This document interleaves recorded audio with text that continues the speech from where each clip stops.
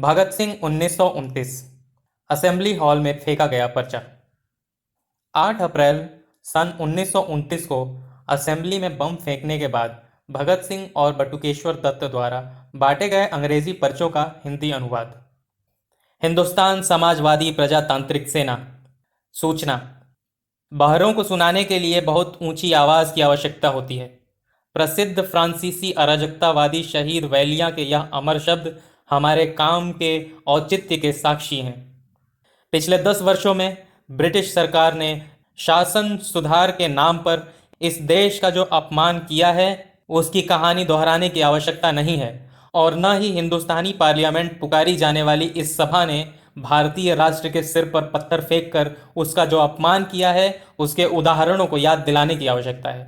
यह सब सर्वविदित और स्पष्ट है।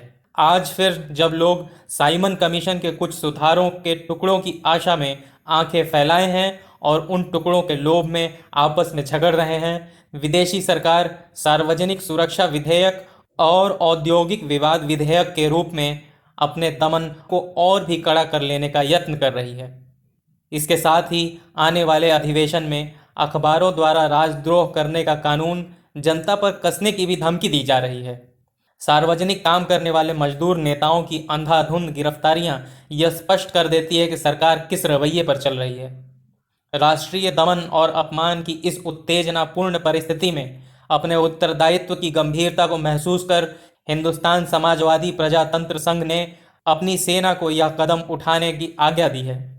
इस कार्य का प्रयोजन है कि कानून का यह अपमानजनक प्रहसन समाप्त कर दिया जाए।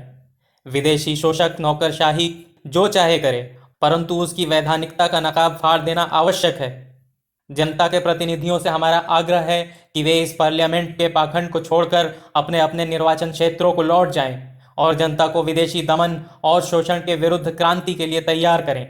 हम विदेशी सरकार को यह बतला देना चाहते हैं कि हम सार्वजनिक सुरक्षा और औद्योगिक विवाद के दमनकारी कानूनों और लाला लाजपत राय की हत्या के विरोध में देश की जनता की ओर से यह कदम उठा रहे हैं। हम मनुष्य के जीवन को पवित्र समझते हैं। हम ऐसे उज्जवल भविष्य में विश्वास रखते हैं जिसमें प्रत्येक व्यक्ति को पूर्ण शांति और स्वतंत्रता का अवसर मिल सके। हम इंसान का खून बहाने की अपनी विवशता पर दुखी हैं, परंतु क्रांति द्वारा सबको समान स्वतंत्रता देने और मनुष्य द्वारा मनुष्य के शोषण को समाप्त कर देने के लिए क्रांति में कुछ न कुछ रक्तपात अनिवार्य है। इंकलाब जिंदाबाद।